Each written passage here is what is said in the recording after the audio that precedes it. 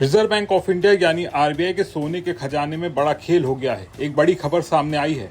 इसका सीधा असर देश की अर्थव्यवस्था पर पड़ने वाला है। पूरा मामला क्या है इस वीडियो में हम आपको बताने जा रहे हैं। वीडियो पसंद आए तो इसे लाइक और शेयर जरूर करिएगा।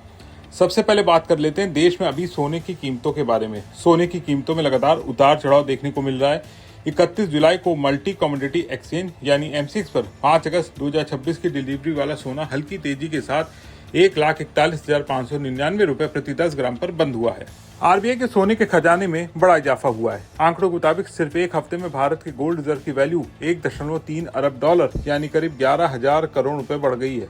अब भारत के गोल्ड रिजर्व की कुल वैल्यू बढ़कर 103.05 अरब डॉलर हो गई है। इस बढ़ोतरी की सबसे बड़ी वजह अंतर्राष्ट्रीय बाजार में सोने की कीमतों में मजबूती और आरबीआई के पास पहले से मौजूदा सोने की बढ़ी हुई वैल्यू मानी जा रही है।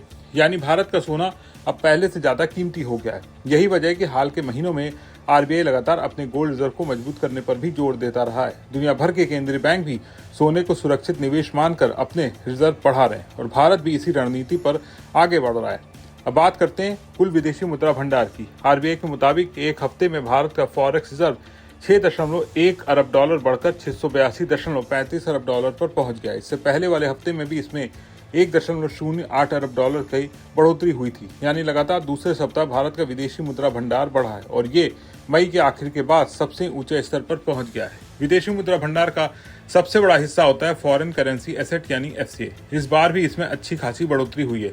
आरबीआई के मुताबिक फॉरेन करेंसी एसेट 4.8 अरब डॉलर बढ़कर 555.92 अरब डॉलर हो गया है। इसमें डॉलर के अलावा यूरो, पाउंड और जापानी येन जैसी विदेशी मुद्राओं की कीमतों में भी बदलाव का असर शामिल है। हालांकि सभी आंकड़े पॉजिटिव नहीं रहे। भारत के स्पेशल ड्राइंग राइट्स में 53 मिलियन डॉलर की कमी आई है और ये घटकर 18.61 अरब डॉलर हो गया है। वहीं आईएमएफ के पास भारत के रिजर्व पोजीशन में भी 11 मिलियन डॉलर की कमी आई है और ये घटकर 4.75 अरब डॉलर रह गई है। लेकिन इस छोटी गिरावटों के बावजूद कुल विदेशी मुद्रा भंडार में अच्छी बढ़ोतरी दर्ज की गई है।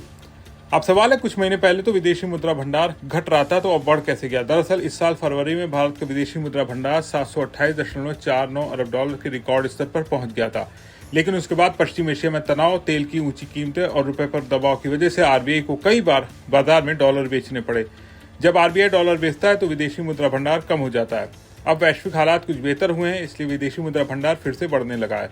प्रधानमंत्री नरेंद्र मोदी ने भी मई के महीने में कई बार लोगों से विदेशी मुद्रा बचाने की अपील की थी। उन्होंने विदेश यात्राएं कम करने, ईंधन बचाने और अनावश्यक सोना खरीदने से बचने की बात कही थी, ताकि देश के विदेशी मुद्रा भंडार पर दबाव कम हो। जिस तरह से भारत के सोने के भंडार में इजाफा हुआ है, इस पर आपका क्या सोचना है? कमेंट करके बताएं और बने रहे बिस्तक के साथ।